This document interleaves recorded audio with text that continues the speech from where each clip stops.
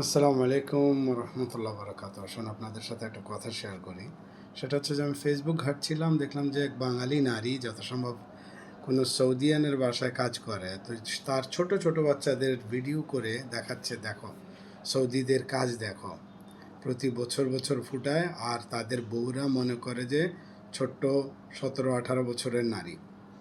প্রতি 5 মিনিট পর পর ড্রেস চেঞ্জ করে, প্রতি 3 মিনিট পর পর আয়নার সামনে গিয়ে নিজেকে সেট করে, নিজের শরীর দেখে। তো সেখানে আমি একটা কমেন্টস করেছি, সেটা হচ্ছে যে এই জন্যই তো তাদের স্বামীরা তাদেরকে এত ভালোবাসে, প্রতিদিন তাদেরকে নতুন মনে করে, নিত্য নতুন রূপে দেখে। তাদের স্বামীরা তাদেরকে প্রতিদিন কাছে পেতে চায়। আমি খুলে বললাম না, তোমাদের বাঙালি নারীদের মতো না।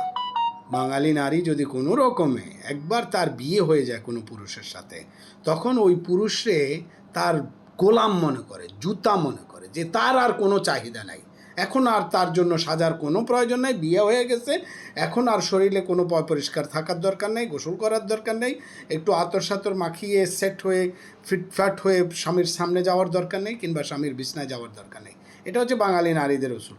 তোমাদের শরীর থেকে, বাঙালি নারীর বেশিরভাগের শরীর থেকে গুয়ের গন্ধ বের হয়, পেঁয়াজ রসুনের গন্ধ বের হয়।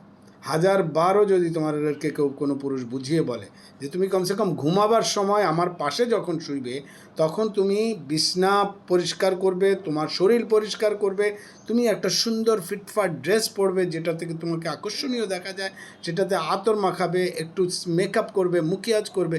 এটা হারাম না, এটা স্বামীর প্রাপ্য, এটা স্বামীর অধিকার, তোমার কাছ থেকে পাও না এটা। তুমি এটা করতেই হবে তোমার স্বামীর জন্য। আর সেই তোমার স্বামী যদি বাহিরে গিয়ে মুখ মারে, এখানে সেখানে নজর দেয়, তাহলে এটা স্বামীর দোষ না, এটা তোমার দোষ।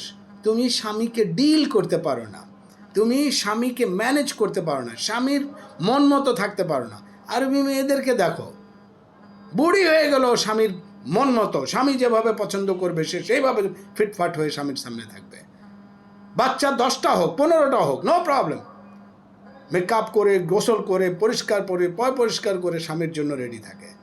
আর তোমরা শরীরের থেকে আদা রসুনের গন্ধ বাইরায়, আর গিয়া ফুট করে গাধার লগে শুয়ে পড়ো, মনে করো গরু আইছে, গরুর লগে উইয়া তাই বউ ছেড়ে গিয়ে। Bye bye.